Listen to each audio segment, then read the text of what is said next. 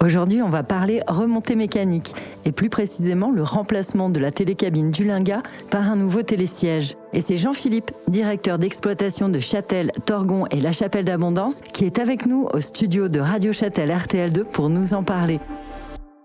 Bonjour Jean-Philippe. Bonjour. Alors tout d'abord, quelles ont été les principales raisons de ce changement ?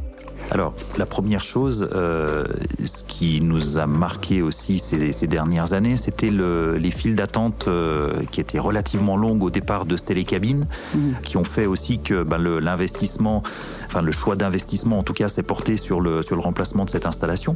Donc ça, c'était déjà la première chose. On a une fréquentation qui est importante sur ce secteur, et puis avec une installation qui est vieillissante, et puis qui, en termes de débit, avait un débit qui était plus d'actualité au regard des autres installations de dernière génération qui ont des débits plus importants.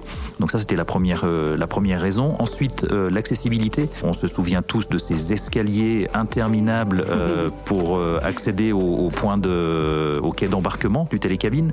Donc ça aussi, par rapport à ces problèmes d'accessibilité, ça posait quand même des difficultés, notamment pour les familles avec les enfants, etc. Donc ça c'était aussi un point à prendre en compte. Et puis aussi l'autre raison avec la liaison maintenant entre la liaison interdomaine entre Super Châtel et puis le Linga, les gens arrivaient aussi au départ de ce télécabine déjà chaussés de leur ski. Donc ça c'est la raison aussi pour laquelle on a fait le choix de construire un télésiège plutôt que de rester sur une technologie télécabine. Voilà ce qui a fait surtout qui a donné ce choix-là.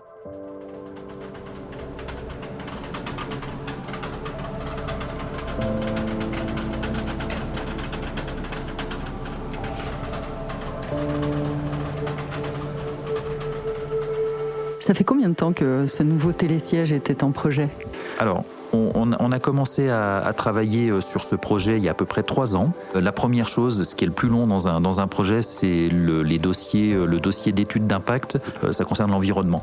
Donc il faut faire des investigations sur les 4 saisons, vérifier quelles sont les espèces qui sont dans ce secteur, et puis d'en définir ensuite quelles vont être les incidences pour toutes ces espèces. Est-ce qu'il y a des espèces protégées, que ce soit au niveau de la faune, au niveau de la flore. Donc ça, c'est le premier travail qui est très long, qui nécessite une année à peu près pour faire toutes ces investigations. Et ensuite, on présente ce dossier à l'autorité environnementale qui nous donne un avis. Et derrière, on a une enquête publique. Donc tout ça, c'est déjà long. Une fois qu'on a fait cette première étude, en parallèle, on va consulter les entreprises, on va faire des choix aussi au niveau de l'architecture des bâtiments, etc. Donc voilà. Et ensuite, il y a une autre phase qui est importante, c'est la consultation des entreprises. On a demandé aux entreprises de nous répondre sur toutes les technologies possibles, c'est-à-dire télésiège, télécabine. Et le choix s'est fait au moment où on a retenu l'entreprise, le constructeur de la remontée mécanique. Et c'est à ce moment-là que le choix s'est porté sur le télésiège.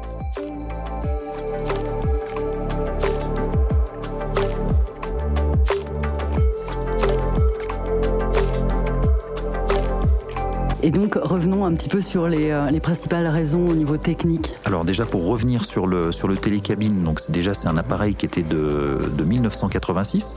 Donc sur cet appareil, on avait des échéances réglementaires en termes de maintenance qui étaient assez lourdes, puisque tous les 5 ans, il y avait des coûts qui étaient assez importants pour faire un certain nombre de contrôles, à la fois sur les cabines, sur les trains de galets, donc sur les pylônes en ligne, et aussi dans les gares, on avait aussi des équipements qui étaient vieillissants.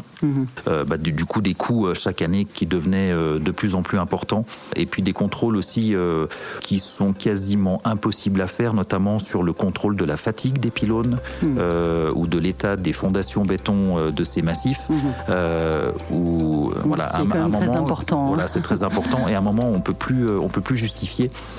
Donc du coup, on aurait été contraint de reconstruire des pylônes, puisqu'on n'était plus en mesure de de faire tous ces contrôles. Donc voilà, ça vient tout changer.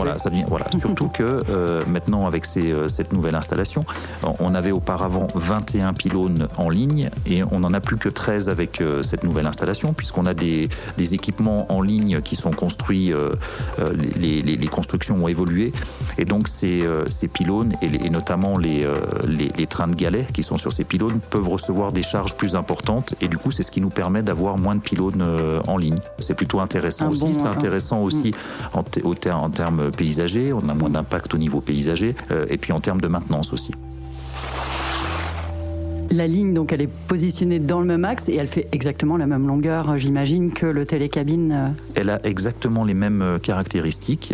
Elle fait à peu près 1800 mètres de long pour un dénivelé de 600 mètres à peu près. On part de 1100 mètres d'altitude au départ du Linga et on arrive à un petit peu plus de 1700 mètres au sommet de ce télésiège. Et ce qui permet de rattraper l'écho alpin pour monter encore plus haut. Pour monter encore plus haut, exactement.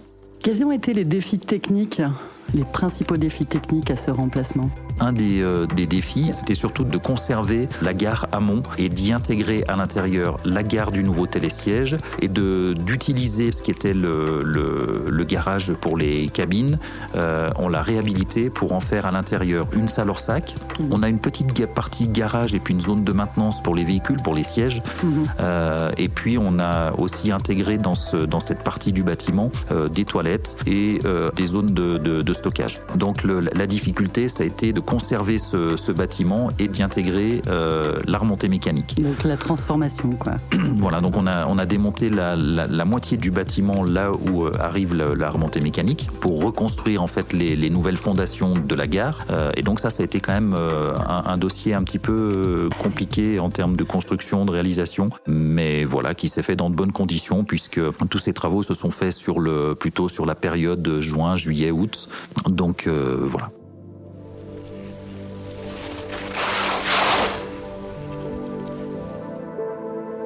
Est-ce qu'il y a des innovations un peu spécifiques sur ce nouveau télésiège ? Alors, cette installation, déjà, elle a un débit important. On a évolué de presque un tiers le débit horaire, donc c'est plutôt une belle évolution et donc une belle capacité. Au niveau de la vitesse, maintenant, on est sur une vitesse qui est de 6 mètres secondes, voilà, en termes de déplacement, ce qui fait que le temps de montée sera vraiment réduit. On est sur des motorisations de dernière génération avec un entraînement direct de la poulie motrice. On a moins de pièces mécaniques, on a plus une pièce mécanique qu'on trouvait sur les anciennes installations qui était le réducteur. Donc on n'a plus de réducteur, on a un moteur qui entraîne directement la poulie motrice. Donc ça permet d'avoir un meilleur rendement et donc aussi de faire des économies d'énergie. Et puis aussi un aspect qui est important pour le personnel qui travaille sur l'installation, ça génère aussi beaucoup moins de bruit. Donc dans l'environnement aussi, vis-à-vis on a parlé tout à l'heure de la faune. Donc voilà, c'est pareil, c'est beaucoup moins bruyant aussi pour tout le monde. Donc cette installation, elle comporte 91 sièges.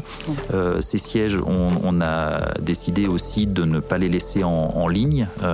Alors à différents moments, déjà quand on est hors exploitation pendant l'été, on avait l'habitude avec le télécabine de voir aucune cabine en ligne. Donc en termes paysagers, c'était aussi plus sympa pour tout le monde. Donc ces sièges, on a la possibilité de les stocker dans les voies, donc c'est-à-dire dans la gare aval et dans la gare amont. En partie. On a aussi une petite partie garage dans le bâtiment amont. Donc tous les sièges peuvent être stockés et ça c'est aussi un point qui est important puisque quand on a des conditions météo pendant l'hiver qui sont assez changeantes avec des variations de température assez importantes, par exemple on a des conditions douces et puis pendant la nuit on a d'un seul coup du froid et des précipitations de neige qui interviennent. On a quelquefois le matin des complications pour mettre en route les installations. C'est ce qui fait qu'on peut avoir à certains moments dans certaines conditions des retards à l'ouverture parce que techniquement c'est difficile en fait. Il faut dégivrer en fait toutes les pinces de l'ensemble des sièges et donc avec cette installation on pourra positionner les sièges et les pinces donc à l'abri de ces voilà c'est ça au chaud, ce qui nous permettra d'être plus efficace aussi le matin au démarrage sur cette installation. Donc ça c'est un point important. Et puis aussi dans les nouvelles technologies, on a des systèmes qui nous permettent de c'est dans l'air du temps, hein, les économies d'énergie. Donc on a un système qui permet de faire varier en fait la vitesse de l'installation en fonction de la fréquentation à l'instant, enfin qu'on a à l'instant T sur le. Donc moins il y a de monde et plus il est lent. C'est surtout, il faut le voir surtout dans le sens inverse. Si on a d'un seul coup beaucoup de monde qui se présente au départ de la remontée mécanique, eh bien l'installation va se mettre, va accélérer un petit peu pour justement limiter le temps d'attente au départ de l'installation. Il y a peu d'incidence sur le temps de parcours pour le client, c'est surtout ça qui est important. On reste quand même dans des variations qui sont très peu sensibles pour le client, parce que l'idée aussi, quand on réduit un petit peu la vitesse, on améliore aussi le confort d'embarquement et de débarquement des usagers. Donc c'est un compromis aussi qui se génère automatiquement sur ce type d'installation.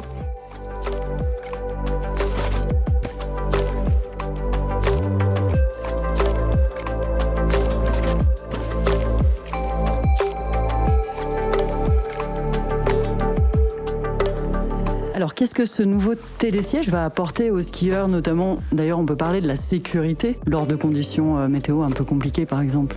Alors, au niveau de la sécurité, effectivement, on a, comme sur beaucoup d'installations récentes sur Châtel, on a équipé ce télésiège de garde-corps verrouillés, aussi pour le transport des enfants. Donc ça, ce sont des sièges aussi qui sont avec un dossier haut pour plus de confort pour la clientèle. Voilà, ça c'est un point qui est important. On transporte beaucoup de monde en instantané, puisque je l'ai dit un petit peu avant, c'est un appareil qui va pouvoir transporter 3000 skieurs par heure. Donc il y a un débit qui est relativement, qui est plus important que ce que pouvait nous offrir le télécabine auparavant. Et puis aussi, le client passera moins de temps en ligne, puisqu'on est sur des vitesses d'exploitation qui sont plus importantes. Et puis donc cette augmentation de débit permettra aussi de réduire la file d'attente pour les skieurs. Donc ça, c'est aussi un point positif. Étant donné qu'on a fait le choix aussi d'un télésiège plutôt que d'un télécabine, eh bien les gens n'auront pas besoin de déchausser lorsqu'ils arrivent au départ de la remontée mécanique. Donc vraiment beaucoup d'avantages par rapport à cette ancienne installation qui a disparu du paysage. Ce qui fera des skieurs heureux. Exactement. Et nous, c'est ce qu'on souhaite. Voilà. On souhaite que nos clients soient heureux, en tout cas quand ils empruntent nos remontées mécaniques. Jean-Philippe, merci beaucoup pour toutes ces précisions. Et puis on a hâte, du coup, de l'essayer. Exactement. Moi, c'est pareil. J'ai hâte aussi de chausser les skis pour profiter des belles pistes cet hiver.